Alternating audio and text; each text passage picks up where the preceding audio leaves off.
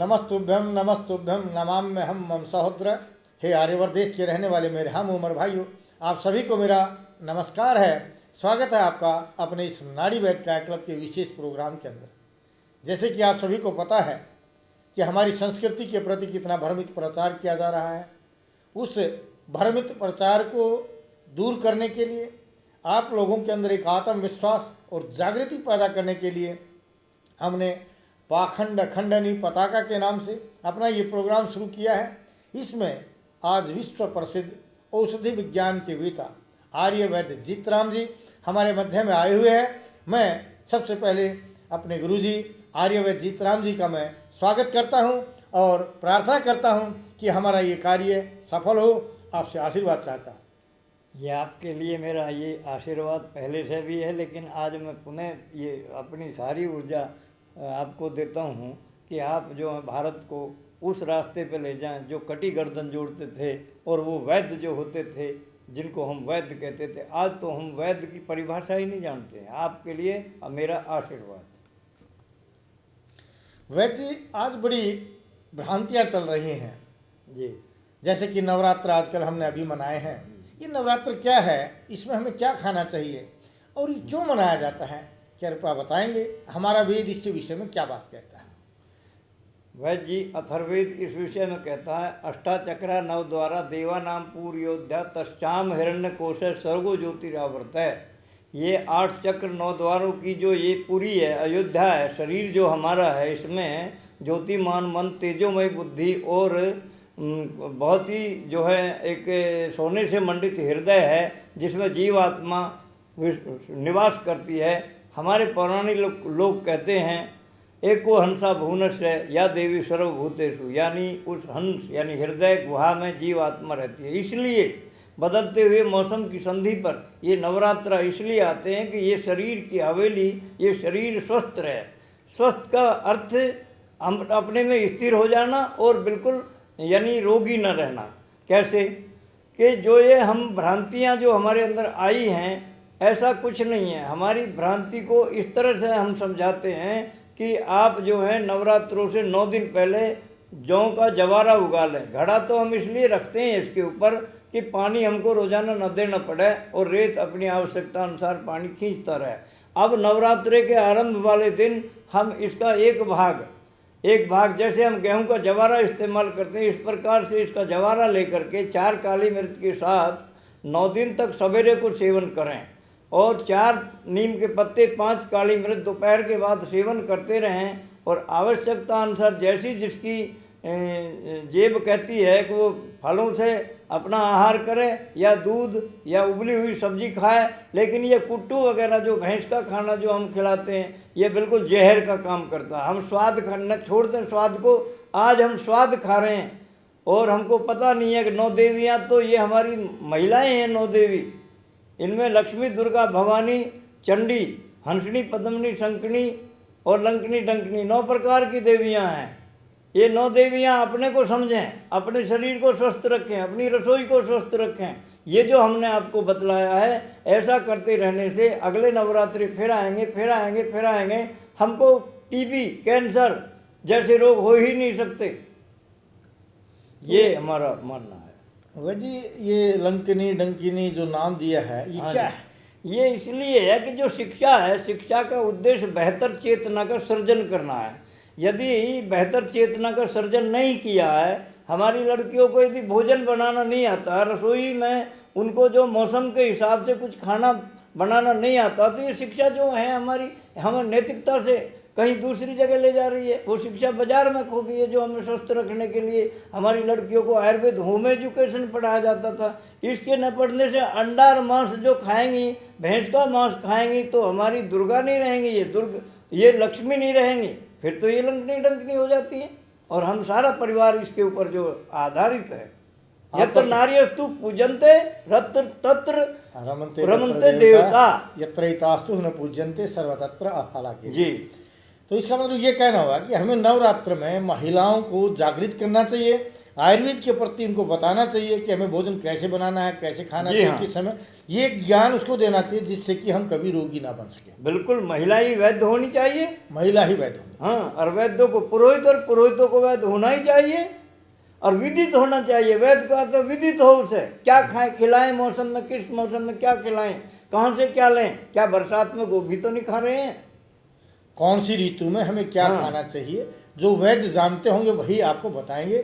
9 दिन का मतलब क्या है कि 9 दिनों में जैसे ही संधि ऋतु आती है, रोगों का आक्रमण होता है, आपका शरीर भी एकदम कमज़ोर हो जाता है। तो शरीर को पुष्ट करने के लिए, रोगों से बचने के लिए हमें, विशेषकर महिलाओं को, इसलिए हम बच्चों को पूजते हैं, जो कंचक हम पूजा करते हैं। इसका मतलब हमें उन बच्चों को ही, छोटे छोटे बच्चों को भी आयुर्वेद का ज्ञान कराना चाहिए कि हमें कैसे खाना चाहिए, कैसे पीना चाहिए, जिससे कि हम स्वस्थ रह सकें। यही हाँ, मतलब है वैद्य। ठीक यही मेरा अर्थ है कि जो होम साइंस हमको पढ़ाई जाती थी, आज की शिक्षा में वो बिल्कुल हटा लिया ताकि हम रोगी हो जाएं।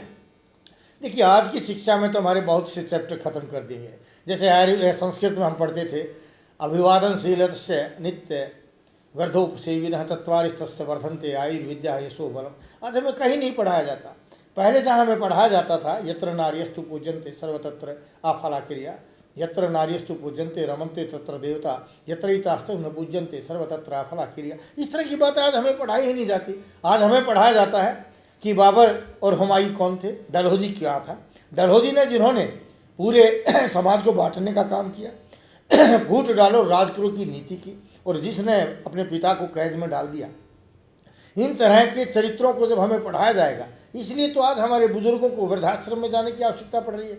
सरकार को जोर लगाना पड़ रहा है, कानून भी बना रहा है, सुप्रीम कोर्ट भी हमें बार बार आदेश कर रहा है कि जो पुत्र पिता की सेवा नहीं करेगा उसको उसका दंड देना पड़ेगा। नहीं तो आवश्यकता क्या थी? अगर शिक्षा में हमें नैतिक रूप से इन चीज़ों को पढ़ा दिया जाता तो शायद आज सुप्रीम कोर्ट को ये आदेश देने की आवश्यकता नहीं होती, और सरकार को भी वृद्धाश्रम पर पैसा खर्च करने की आवश्यकता नहीं, कोई आवश्यकता नहीं। लेकिन आज पाश्चात्य संस्कृति का इतना प्रभाव हो गया कि जिस देश में पूरे जीवन, आजीवन पिता से प्यार किया जाता था, वहाँ आज एक दिन के लिए फादर डे मनाया जाने लगा।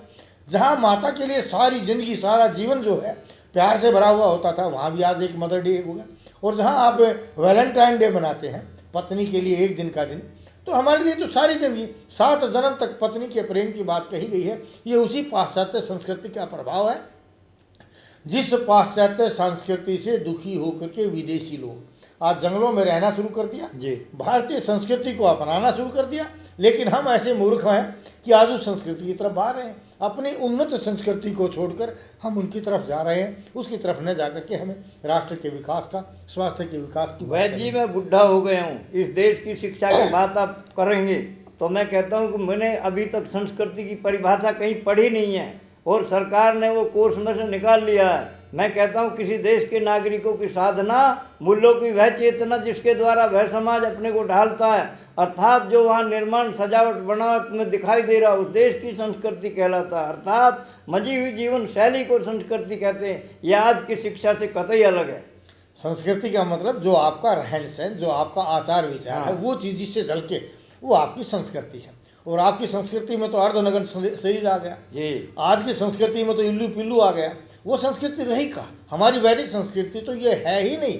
हमारी वैदिक संस्कृति में तो था सुबह सुबह अपने माता पिता के चरण छूना, उनकी सेवा करना, उनकी आज्ञा अनुसार कार्य प्रारंभ करना, उनकी आज्ञा से हमने शयन कक्ष में जाना। आज तो एक बच्चा हंस करके कहता अपने पिता को, अब पिताजी जाइए, मम्मी आपका इंतजार कर रही है। एक बहन भाई को कह रही है कि भैया जाइए, भाभी जी इंतजार कर रही है। इस तरह की संस्कृति हमारे यहाँ नहीं होती थी। ये सभ्य समाज की बातें नहीं है। सभ्यता का अर्थ यही है कि ये सभी चीज़ें जो है पर्दे में होनी चाहिए, और उसी के अनुसार, जैसे मेरे शास्त्रों में, मेरी वैदिक संस्कृति में कहा गया था, बड़े बड़े परिवार होते थे, रनिवास अलग होते थे, वहाँ पुरुषों के रहने के लिए अलग व्यवस्था होती थी, चौकी के सामने बैठ कर के भोजन खाया जाता था। वही हमारी व्यवस्था होनी चाहिए, वही संपूर्ण स्वास्थ्य है और वही जीवन है। शायद गुरुजी का भी कहना यही है और मेरा मानना भी यही है। अगर आप स्वस्थ रहना चाहते हैं तो वैदिक संस्कृति को अवश्य अपनाएं। अभी हम और बात करेंगे क्योंकि वैद्य जी शारीरिक, आत्मिक, सामाजिक परिप्रेक्ष्य में जीव, ब्रह्म और प्रकृति को जानना, समझना, समझकर जीने की टेक्नोलॉजी वेद है। और उस वेद क्या है? वेदों की मान्यता संपन्न चिकित्सा पद्धति को आयुर्वेद कहते हैं। अर्थात आयु को, प्राण शक्ति को यथावत रख के उसे आयुर्वेद कहते हैं। केवल आयुर्वेद यही नहीं है कि औषधि दें, यह भी आयुर्वेद है। उसका वेशभूषा कैसी हो। गाजियाबाद के अंदर एक सेमिनार हुई, एक संत थे बहुत बड़े, एक लड़की ने खड़ा होकर एक प्रश्न कर दिया कि लड़कियों को ही क्यों मजबूर किया जाता है कि ये इस तरह के कपड़े ना पहने, ऐसे बात न करें, रात में न जाएं कहीं। तो संत ने कहा कि कोई खड़ा होकर इसका उत्तर दे, नहीं तो मेरे को तो देना ही पड़ेगा। जब कोई नहीं खड़ा हुआ, हजारों लोगों में मैंने हाथ उठाया, मैंने कहा मैं इसका उत्तर देना चाहता हूँ। मैंने कहा बेटी, तुम जो पीएचडी कर रही हो ये तो बिल्कुल झूठी पीएचडी है, भारत में तो कोई पीएचडी की परिभाषा ही नहीं जानता। परंतु मैं ये कहना चाहता हूँ कि लोहे आपने देखे हैं सड़कों पर पड़े हुए, और उनको जो जंग भी लग जाए तो कीमत नहीं घटती। कई बार तो पार्लियामेंट में बजट में 2 रुपया बढ़ जाए तो उनकी कीमत बढ़ जाती है। लेकिन लड़कियां हीरा होती हैं, और इनको एक डिबिया में, हीरे को एक डिबिया में बंद करके तिजोरी के तीसरे खाने में रखता है जौहरी, और जब दिखलाता तो अपने हाथ पे रखता, कहता हाथ मत छू, इसकी कीमत घट जाएगी। इसलिए लड़कियों, तुम हीरा हो, तुम्हारे ऊपर संसार कायम है। आगे कौन मोर्चे पे कौन लड़ेगा यदि तुम बहादुर ना होगी। तुमको जो है इस तरह की वेशभूषा नहीं इसलिए नहीं पहननी चाहिए कि प्रकृति संकेत कर रही है। प्रकृति से बड़ा कोई विज्ञान नहीं है। प्रकृति के काम करने के तरीके को समझ लेना विज्ञान है। संतरा कह रहा है किस प्रकार से मैं जो हूँ पैंक्रियाज जैसा हूँ, पित्त की थैली को ठीक करूँगा, और मेरे अंदर जो खट्टा मीठा रस है, फिर भी मेरा परिवार एक साथ मिलकर रह रहा है और ढका हुआ है। मक्का को परमात्मा ने ढक दिया, नारियल को ढक दिया, संकेत दे रहा हे स्त्रियों, तुम अपने उभरे हुए अंगों को ढककर चलिएगा। ये भारत के संविधान का अनुच्छेद 51A सलाह दे रहा है। दूसरे पैरा में कह रहा है कि भारत का प्रत्येक नागरिक केवल अपने अधिकारों के प्रति सचेत न रहे कि लेकिन राष्ट्र के प्रति उसके कुछ कर्तव्य है। दूसरे पैरा में कहता है कि भारत की प्राचीन परंपरा, प्राचीन विरासत, प्राचीन रीति रिवाज, प्राचीन धरोहरों के प्रति सचेत रहकर अपनी प्रगति का मार्ग प्रशस्त करे। वो कह रहा है कि किस प्रकार से आप जो है ढके हुए रहें, कपड़े पहने भारत के। और मैं ये मानता हूँ कि प्राचीन को मत रखिए अब, लेकिन प्राचीन से प्रभावित, जैसे कि प्राचीन से लहंगा से स्कर्ट बना लिया इस प्रकार से, लेकिन नंगे रहने की कोई ये यहाँ पर जो है इजाज़त नहीं है। तो महिलाओं की आज़ादी का क्या अर्थ है? महिला की आज़ादी का मतलब ये है कि उनको ये आज़ादी थोड़ा ही ना है कि भाई वो प्रकृति के, मैंने आपको बतलाया कि प्रकृति से बड़ा कोई विज्ञान नहीं है। प्रकृति संकेत दे रही है कैसे जीवन यापन करें, कैसे हम भोजन करें, कैसे हम औषधि खाएं। वो यह भी संकेत कर रही है कि मक्का और नारियल को ढका हुआ है, फिर भी उसके ऊपर एक रखवाला रहता है। मैंने लड़कियों को श्रेष्ठ बतलाया, हीरा हैं वो लड़कियाँ। हीरे को जो है डिबिया में रखा जाता है, लोहे को बाहर पड़ा रखता है। लड़के लोहे हैं, इसलिए उनसे वो भारत की संतति को आगे बढ़ाएंगी। वो भारत में ऋषि पैदा करेंगी, भारत में योगी पैदा करेंगे, वैद्य पैदा करेंगी। वो उनका सर्वोपरि स्थान है। इसलिए उनको भारतीय संस्कृति पढ़ाई जाए, उसके साथ जोड़ा जाए, उनको आहार विहार का चिंतन कैसे कराया जाए। जंक फूड इत्यादि जो बच्चों को खिला रही हैं, हमने देखा कि उनके लीवर बैठ जाते हैं। लीवर की चिकित्सा एलोपैथी में पूरे विश्व में नहीं है। यथा अंडम तथा ब्रह्मांडम, हमारे वेदों में कहा गया जैसा अंडे में है वैसा ही ब्रह्मांड में है। इसलिए वैद्य जी ने बताया कि जैसे प्रकृति में मक्का ढकी हुई है, नारियल ढका हुआ है, उसी तरह से नारियों को भी आवरण की आवश्यकता है। आवरण में रहने से ये मतलब नहीं कि आपकी आज़ादी छिन गई। और आज़ादी का मतलब ये भी नहीं है कि जिस माता पिता ने आपको जन्म दिया, जिस बहन भाई ने आपके बारे में हमेशा सोचा, आप उन्हीं पर शंका करने लग जाए। जो कार्य आपको दिया है आपको पढ़ना चाहिए और उसको पूर्ण ज्ञान प्राप्त करके, अगर सही आपने ज्ञान प्राप्त किया है तो अपने माता पिता की आज्ञा के अनुसार ही आगे अपने जीवन का निर्वाह करना चाहिए। कुछ लोग कहते हैं कि लव मैरिज करनी चाहिए। लव मैरिज क्या है, मैं वैद्य से पूछना चाहूँगा कि लव मैरिज क्या है, होनी चाहिए या नहीं होनी चाहिए, क्या कहेंगे इसमें? वैद्य जी, ये जो लव मैरिज की बात है ये विज्ञान सम्मत नहीं है। विज्ञान ज्ञान की वह पद्धति है जो पदार्थ में छिपी अंतर शक्ति को खोजती है, और धर्म ज्ञान की वह पद्धति है जो पदार्थ में छिपी अंतर शक्ति में चेतना को खोजता है।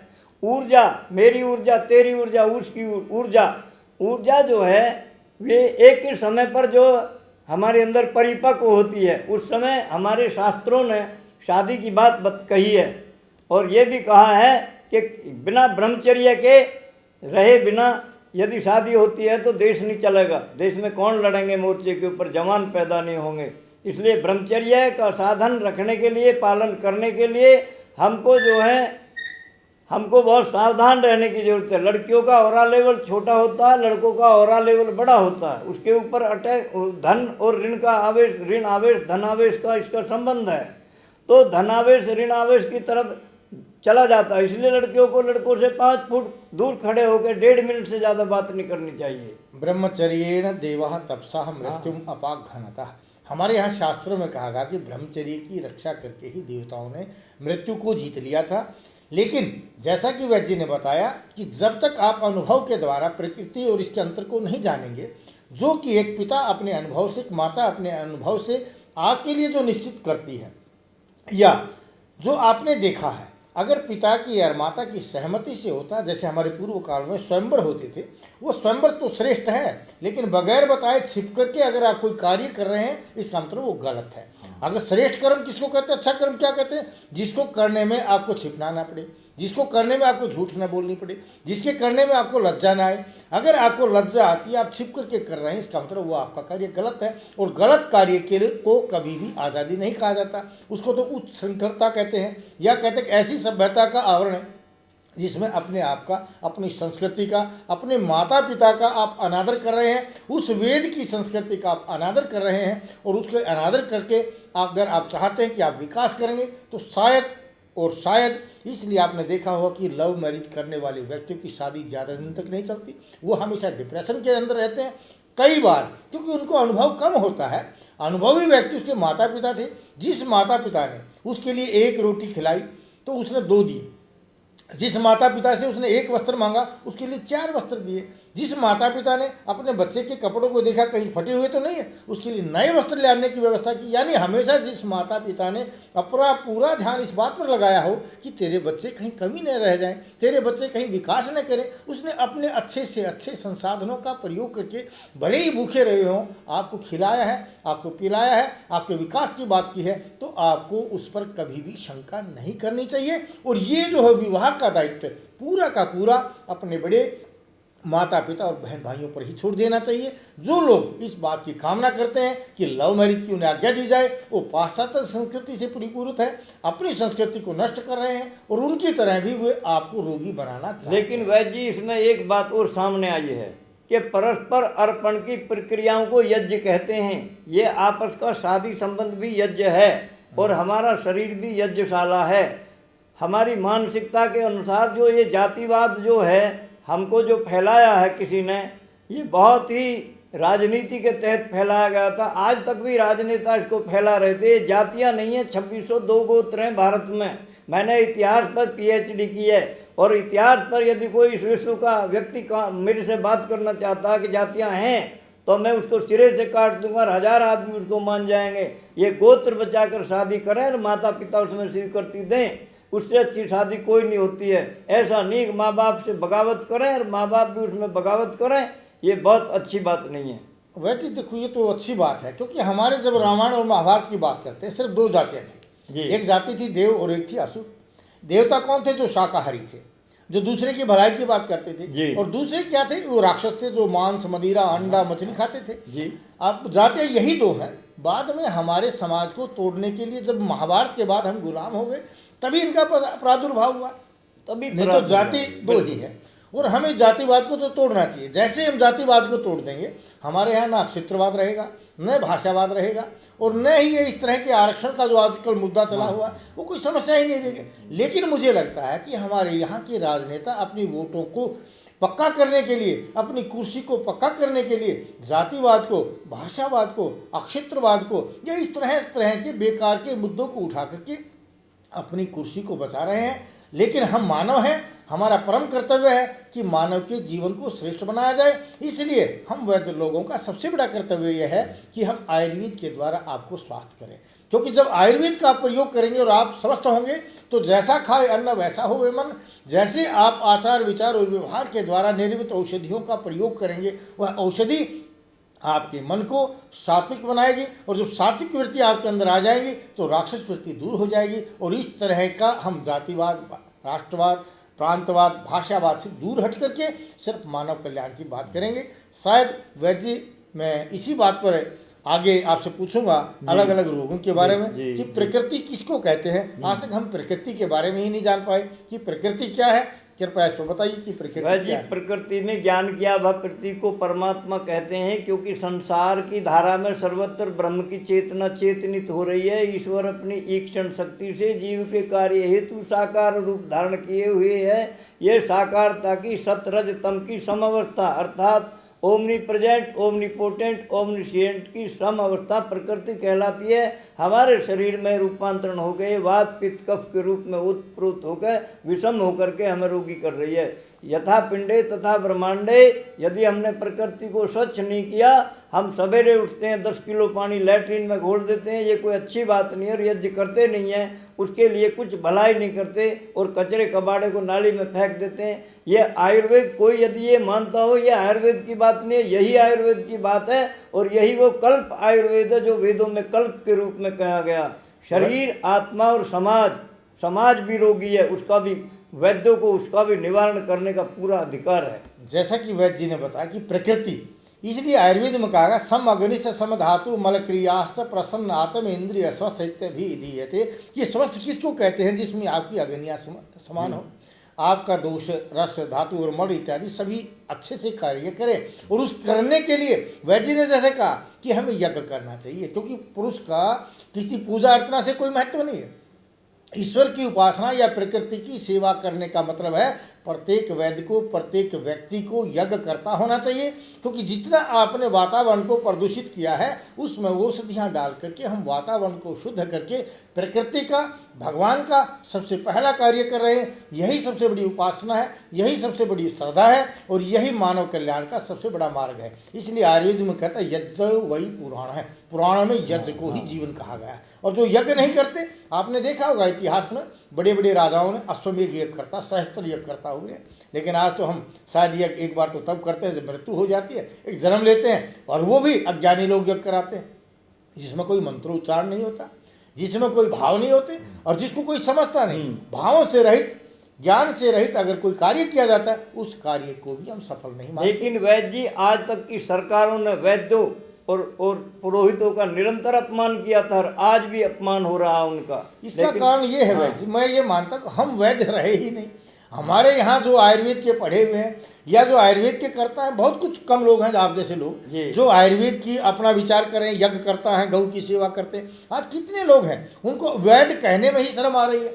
जो लोग वैद्य कहता हुआ स्वयं शर्माता हो, उसकी उपेक्षा तो वैसे ही हो जाएगी। इसलिए पहले हमें स्वयं को जागृत करना होगा। हम वैद्यों को सामूहिक रूप से वैद्यत्व का ज्ञान होना चाहिए कि वैद्य किसको कहते हैं, आयुर्वेद क्या है, और पुरोहितों को भी। देखिए आज किसी भी वक्त नहीं बोल रहे हैं। वैद्य, वैद्य, कवि और वैज्ञानिक ये संस्कारवान आत्मा होती हैं। मैं सरकार से कहता हूँ किसी को वैद्य या कवि बना दे तो कोई कॉलेज है, ये माँ के पेट से पैदा होते हैं। शिक्षा से तो मात्र इनमें निखार आता है। आपने वैद्य बनने का कितना प्रयास किया, कितने गुरुओं को धारण किया, ये मेरे को पता है। क्या वैसे ही वैद्य बन जाएगा? वैद्य एक बहुत बड़ी विधा होती है, बड़ा वैज्ञानिक होता है और विज्ञान की 10 परिभाषा करता है वैद्य। लेकिन कोई आज जो सरकार जो विज्ञान पढ़ा रही है, कोई एमएससी क्या विज्ञान की परिभाषा जानता है? पता नहीं हमने क्या पढ़ लिया है, ये क्या नहीं पढ़ लिया है। ये पढ़ाई हमारे की नैतिक दायित्वों का पालन नहीं करती है। हमने पढ़ा था पहले, सवेरे उठ पैर में जूता पहन, सैर कर, सर पर दौड़, सदा सच बोल, भगवत का भजन कर, बड़ों का आदर कर। ये हमको पहली क्लास में पढ़ाया जाता था। आज की शिक्षा में आमूल चूल परिवर्तन करना पड़ेगा। और वैद्यों को, ये जो गुरुकुल हैं जितने ये पंडित बना रहे हैं, इनको वैद्य बनाना चाहिए। ऋग्वेद का उपवेद और अथर्वेद का उपांग है ये वैद्य। बिल्कुल, हम पूर्ण वेद को नहीं पढ़ सकते तो हमें इस आयुर्वेद का ज्ञान प्रत्येक व्यक्ति को कराना चाहिए। अगर आपने आयुर्वेद को सीख लिया तो समझो आपने जीवन को जीना सीख लिया। आपने धर्म, अर्थ, काम और मोक्ष के महत्व को जान लिया। अगर आप आयुर्वेद को नहीं जानते तो आपका धर्म भी बेकार है, पैसा कमाया हुआ भी बेकार है और आपका समाज में रहना, सामाजिक सभी चीज़ों में परिवर्तन आ वैद्य जी, लड़कियों को तो होम साइंस जरूर पढ़ानी चाहिए सरकार को। यदि लड़कियों को ये home science, Ayurveda, home education नहीं पढ़ाते, इन्होंने तो आयुर्वेद को पता नहीं क्या समझ लिया, क्या बिजनेस मान रखा क्या आयुर्वेद को। आयुर्वेद बिजनेस नहीं है। आयुर्वेद को 20 लाख में करा के कहाँ ले जाएंगे? क्या वैद्य बना सकते? नहीं बना सकते। यदि ये बना सकते तो 9 लाख वनस्पतियाँ लेकर भूमंडल से जो है समुद्र तक हैं, और 9 लाख में 27,982 वनस्पतियों का भारत सरकार को जीन्स बैंक बनाना, क्या भारत सरकार के खाते में है कोई जो 200 वनस्पति मुझे सुबह से शाम तक दिखा दे? नहीं है। ये तो पैदा होते हैं वैद, ये माताओं की सेवा जो साधना से पैदा होते हैं, तब ये वैद बनते हैं। और आज वैद्यों को जो इन्होंने समझा नहीं है। वैद्य जी, विद्या क्या है? विद्या विद्या किसे कहते हो? विद्या वैद, विद शब्द से विद्या और वेद और वैद बना है। विद्या किसी भी पदार्थ के प्रत्येक यथार्थ रूप को जनहित में समझकर जो है जनहित में प्रयोग करना, जो वैद्य का काम है, वो विद्या है। हाँ, मेरा मानना यही हुआ कि विद्या वह है किसी भी ज्ञान को अगर मानव कल्याण के लिए रूपांतरित किया जा सके, उस विज्ञान को, उस ज्ञान को विद्या कहनी चाहिए। नहीं तो यही ज्ञान और विज्ञान मनुष्य को नष्ट करता है। जैसे कि रासायनिक अस्त्र बना लिए, किसी को मारने के लिए मारक यंत्र बना लिए, क्योंकि वहाँ आयुर्वेद का ज्ञान नहीं है। अगर वे लोग आयुर्वेद को जानते, शाकाहारी होते, तो मानव कल्याण की बात करते, मानव विकास की बात करते। वो शाकाहारी नहीं है, मांसाहारी हैं, इसलिए उन चीज़ों का प्रयोग, उस विज्ञान का प्रयोग वो मानव को नष्ट करने में कर रहे हैं, मानव को परेशान करने में कर रहे हैं। तो ये काम राक्षसों का है। हमें राक्षस वृत्ति को छोड़ करके शाकाहारी वृत्ति को अपना करके देवत्व को बढ़ावा देना चाहिए। आयुर्वेद को बढ़ा करके वेद का कुछ अंश तो हमें ज्ञान कर लेना चाहिए। हमें संपूर्ण ज्ञानी ना बने तो आयुर्वेद रूपी अंग को जान करके कुछ अंश तो जान जाए। यही मानव कल्याण के लिए जरूरी है। आगे ही वार्ता जारी रहेगी।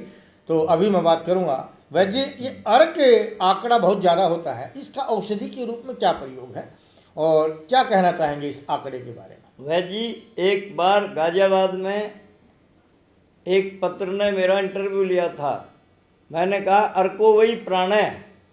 वेद का एक सूत्र है, अर्को वही प्राण है, अर्थात अर्क माने परमात्मा, अर्क माने आँख और अर्क माने सूर्य।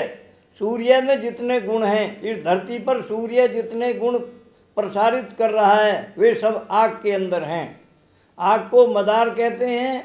आँख यदि किसी के दरवाजे पर भी लगा हुआ है, आपने देखा शहरों में मदार लगा रखा है, तो वो क्या है कि जो अपनी भावनाओं को, दुराचार भावनाओं को लेकर किसी के घर जाता, तो ऑरा लेवल उसका जो इलेक्ट्रोडायनेमिक फील्ड है, उसमें से वो तामसी परमाणुओं को खींच लेता है और शुद्धिकरण करता है। इसी प्रकार आँख को राजस्थान में आँख का पत्ता सूंघते रहते हैं, उनको तेल नहीं चढ़ता है। कई लोग कहते हैं कि तलवों में रखने से शुगर नहीं होती है। और एक मैं और आपको बतला देता हूँ कि यदि किसी को आधा सीसी सूर्यावर्त, जिसे माइग्रेन कहते हैं डॉक्टर, एक ही इतनी देर में, क्षण भर में इलाज करता है। कैसे कि सूर्य निकलने से 1 घंटे पहले आँख की 2 कोंपले तोड़िए, किसी मीठे में छुपा करके इस पेशेंट को खिला दीजिए, सूर्य निकलेगा उसी दिन ये शमन हो जाएगी आधा सीसी। और यदि इसको 7 दिन ऐसा दिया जाए तो जीवन में कभी आधा सीसी नहीं हो सकती है। ये आँख चर्म रोग की महान औषधि है।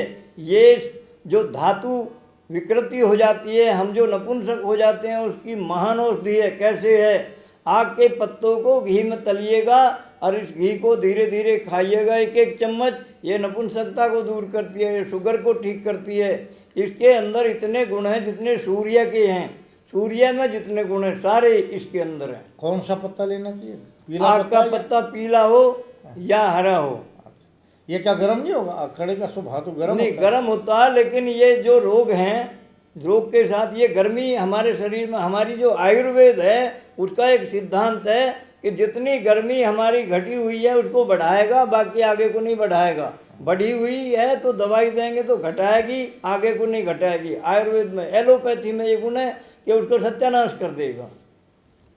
आयुर्वेद का मतलब ये है जो शरीर में की अन्य रोग को पैदा ना करे, संतुलन बने हुए रोग हैं संतुलन समन कर दे, संतुलन कर दे। इसीलिए आयुर्वेद को आयुर्वेद कहते हैं। और ये किसी भी प्रकार के दुष्प्रभाव से रहित है, क्योंकि एलोपैथी जो है वो बैक्टीरिया नाशक दवाइयों का प्रयोग करता है, जिसमें कीटाणुओं को नष्ट किया जाता है। जो कीटाणु को नष्ट करता है वो शरीर में भी अवश्य प्रभाव डालेगा, इसलिए उन सब का एक साइड इफेक्ट शरीर पर होता है।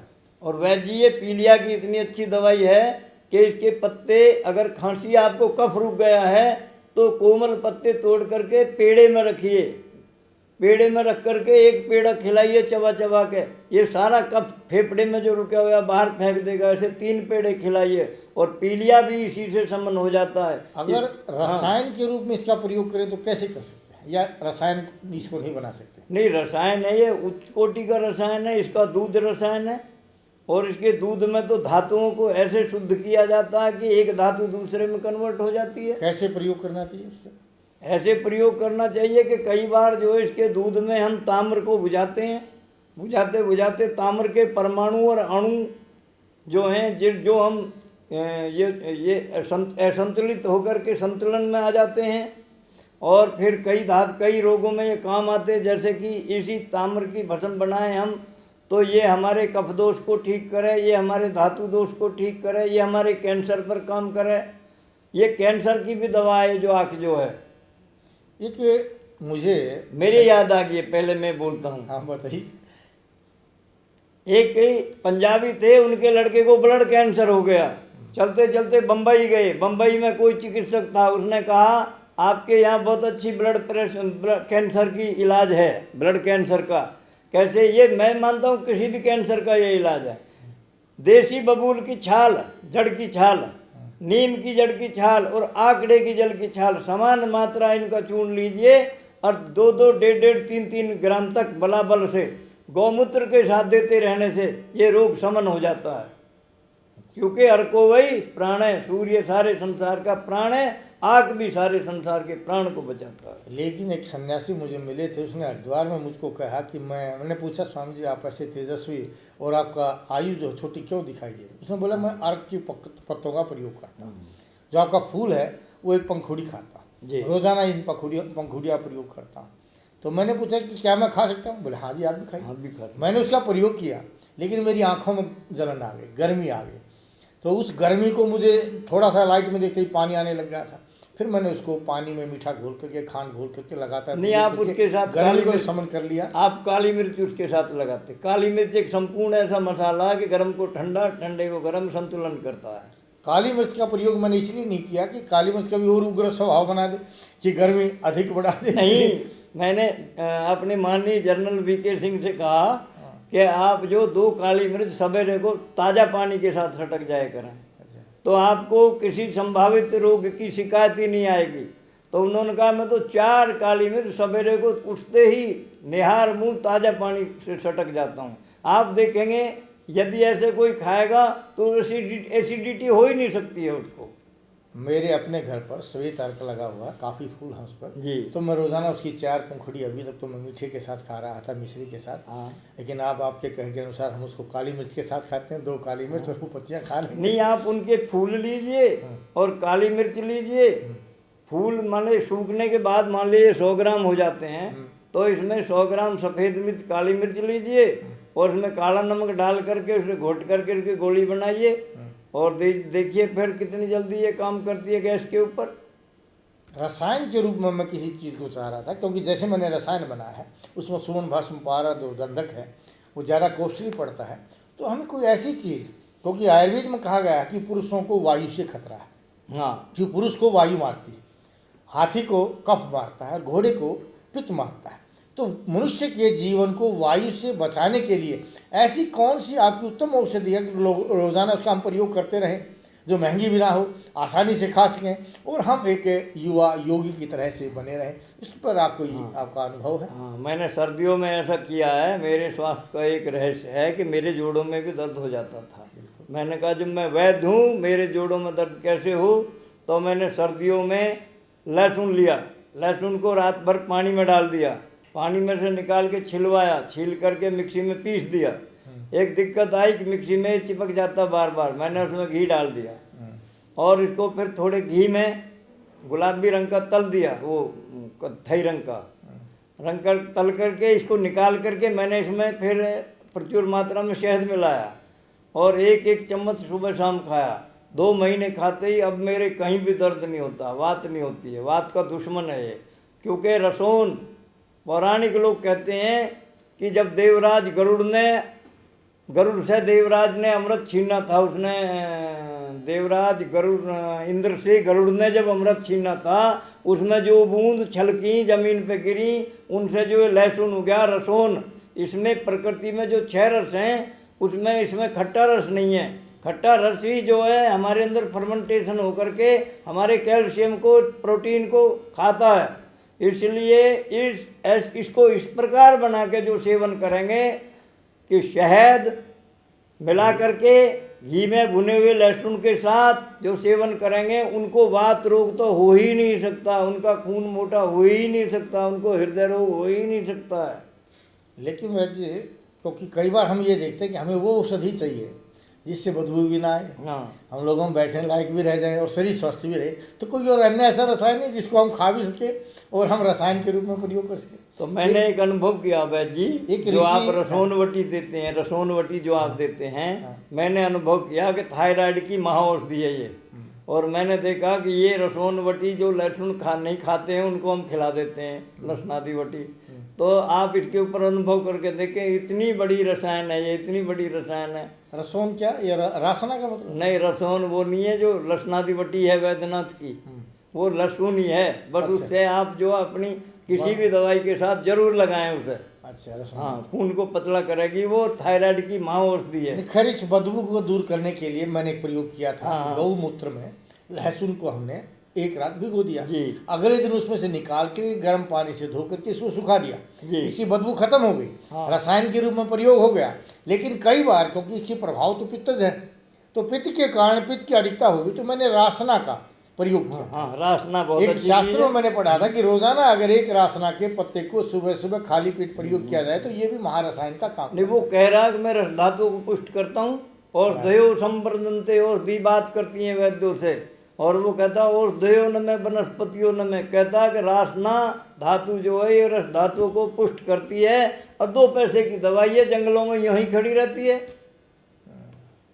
और रासना को मैं ये कहता हूँ किसी भी वायु की औषधि में मिलाइए। जैसे मैंने एक बार अश्वगंध, सुरंजान, पुनर्वा और रासना और माले की पत्तियाँ अच्छा। क्या कहेंगे, निर्गुंडी हाँ। को मिलाया तो काफ़ी अच्छा काम करती है ये। और अभी आयुर्वेद को इन वैद्यों से, इन कंपनियों से कहो कि आपको बहुत आगे जाने की जरूरत है, वहाँ तक जाने की जरूरत है आपको जहाँ कटी हुई गर्दनें जुड़ती थी। आप अभी नहीं चल रहे हैं, वहीं पर सठियाए हुए बैठे हैं। लेकिन वैसे कहावत है कि हमें स्वयं को जागना होगा, है ना, हम तो आप जगना ही भी होगा। आप भी युवा हैं और हम भी आगे युवा हो जाएंगे। अभी तो आपके सामने नहीं, बच्चे आप हैं। युवा हो, मेरे सामने बच्चे हो अभी। नहीं, आप युवा हो तो हमें ही कुछ करना पड़ेगा। करना तो, पड़ेगा। तो मैं आपसे पूछ रहा हूँ, पीपल का क्या महत्व है? पीपल के बारे में क्या? अश्वत्थ, हम्म। अश्वत्थ कहते हैं पीपल को। वेद कहता है कि पीपल, पाखर, गूलर और बरगद ये ब्रह्म वृक्ष हैं, और ये वृक्षों में नहीं बल्कि यज्ञों के पिता और प्राण हैं। आपको मैं एक बात बतला देता हूँ कि पीपल के पेड़ पर 3 बजे से, सवेरे के 3 बजे से 7 बजे तक सीधा फर्टिलाइजर गिरता है।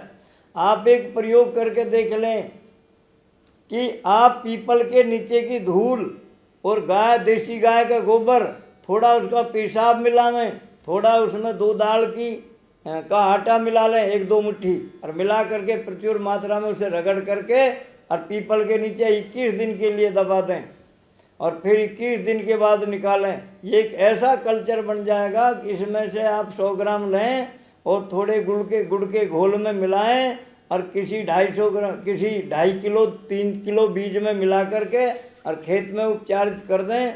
ये आपका राइजोबियम एजैक्टोबैक्टर बन जाएगा। और ये प्रयोग जर्मनी ने किया है, क्योंकि जर्मनी में 110 यूनिवर्सिटी वेद की हैं, और न जाने कॉलेज कितने वेद के होंगे। भारत में तो 2-3 ही होंगी मुश्किल से, शायद है। मैं उन पर भी विश्वास नहीं करता हूँ, वो भी पंडित बना रही हैं, वैज्ञानिक नहीं बना रही वैद्य जी, मैं एक बात पूछना चाहता हूँ, कोई ऐसी चीज़ है कि जो हम गौओं को खिला दें और उनका दूध बढ़ जाए और वो और उत्तम रसायन का काम करे? हाँ, पहले तो वैद्य जी मेरे को एक बात याद आ जाती है कि देसी गाय को 2.5 किलो गेहूँ खिला दें, और 2.5 किलो गेहूँ या 3 किलो खिला दें, 4 किलो खिला दें, जितने वो खा जाए। सवेरे को जब उसके गोबर में निकलेंगे, इसे धो करके इस गेहूँ का एक पैकेट बना के अमेरिका की लेबोरेटरी में पहुँचा दें। बताएं कि पूछें कि ये किस लेबोरेटरी से आई है और किस काम आएगी, तो काम बतलाएंगे कि इसका दलिया 1 चम्मच सुबह शाम खाने से शुगर और कैंसर तक भी समन हो जाएंगे। और ये नहीं बता पाएंगे वो कि कौन सी लेबोरेटरी से आई है।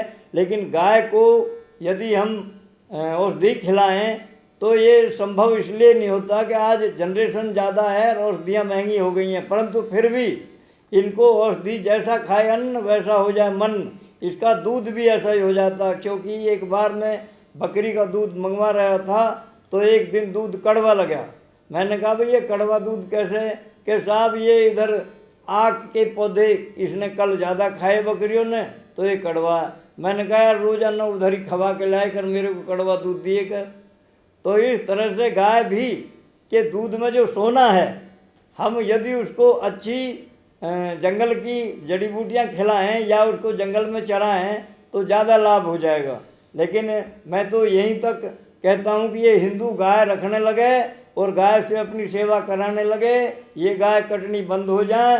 पहले जितने नागरिक थे देश के अंदर एक समय था उतनी ही गायें थीं और हम धन धान थे। मैं एक बात पूछना चाहता हूँ, मैं राजनगर में कई अरबोपति लोगों से पूछता हूँ कि आपके पास यदि 2 झोंपड़ी हो बढ़िया और 2 देसी गाय हों, फलों के लदे 10-5 पेड़ हों और 2 बोरी गेहूँ हों, मिट्टी के बर्तनों में पानी हो, तो जब आप रईस हो या इन भूत बंगलों में रईस हो? उन्होंने कहा तब रईस हैं हम। देखिए, उरुग्वे एक देश है जिसमें प्रत्येक व्यक्ति पर 4 गौएं हैं। वो वर्ल्ड का सबसे ज़्यादा रईस देश है। उसमें कोई रोगी नहीं है और सभी हर परिवार के एक परिवार आदमी के जिम्मे 4 गौएं आती। तो गौधन तो सबसे बड़ा धन है। रही बात पैसे की, हमारे पास ऐसे गौएं हैं, हम अपनी गौओं को सभी अच्छी चीज़ें खिलाते हैं और मैं तो अपनी गौओं को शतावरी खिलाता हूँ। बहुत बढ़िया। शतावरी मैंने देखा कि मेरे यहाँ की गौओं का जो गौमूत्र है, हाँ, उस गौमूत्र के अर्क को जब हम कैंसर के रोगियों को देते हैं तो बहुत ही जल्दी काम कर रहा है। और उस गौमूत्र के अर्क का प्रयोग करके जो कीमो लगाई उस पर भी वो कई गुना ज़्यादा काम कर रहा है। तो और कोई अच्छी ऐसी चीज़ बताइए। मैं भी एक आपको बात बतलाना चाहता हूँ कि मेरे पास एक काली गाय थी। मैंने वो शाहदरा में अपने भाई के पास भेज दी थी। मेडिकल इंस्टीट्यूट में उसका मामा जो था एक रहता था, उसका इलाज हो रहा था लड़के का, हमारे भतीजे का, उसके दिल में छेद था। डॉक्टर कह रहे थे 12-14 साल का हो जाएगा तब इसको देखेंगे। वो काली गाय का दूध जो उसने 1 साल तक निरंतर पिया, जब अगली बार चेकअप में गया तो वो छेद उसका बंद था। डॉक्टर बड़े हैरान हुए, विचार हुआ। डॉक्टर शर्मा थे एक वहाँ पर जो आयुर्वेद के भी प्रकांड जानकार थे। उन्होंने कहा कि भैया ये दूध काहे का पीता? जो का काली गाय का, बस इसीलिए इसका छेद बंद हो गया। काली गाय के दूध में तो पारा मर जाता है।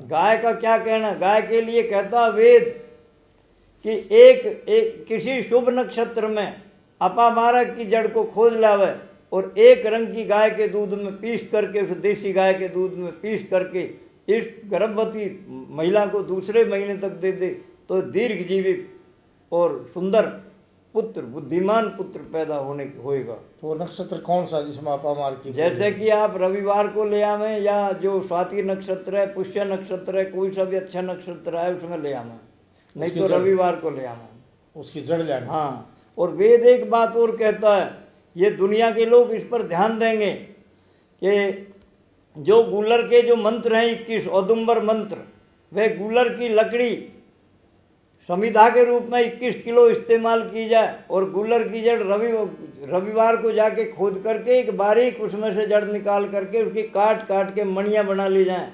अच्छी सामग्री में ये गूलर की जो है गूलर मिलाए जाएं और गाय के घी से, देसी गाय के घी से यज्ञ किया जाए और जो गृहपति है वो इन मणियों को हाथ में लेके खड़ा हो जाए। जैसे ही सब लोग जो हैं उन 21 मंत्रों से यज्ञ हो जो गूलर के हैं, औदुंबर के मंत्र हैं वेदों में।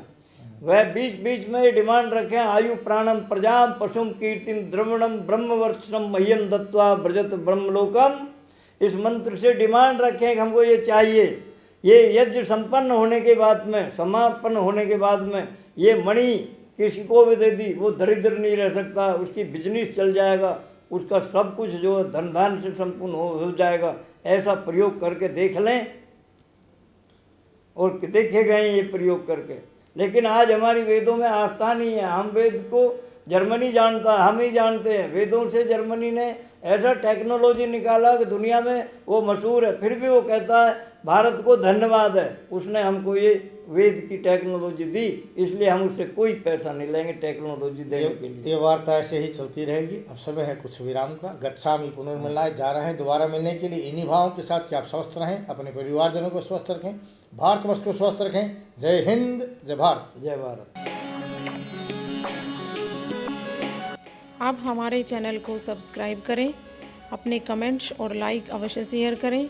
सभी महिलाओं से हाथ जोड़कर प्रार्थना है कि वे इस मिशन में अवश्य हमारे साथ जुड़ें, जिससे आने वाली आपकी संतान आपके बुढ़ापे का सहारा बने, आपका भाई, आपका पति, आपका पिता सर्वगुण संपन्न, यज्ञकर्ता एवं मातृ पितृभक्त बने।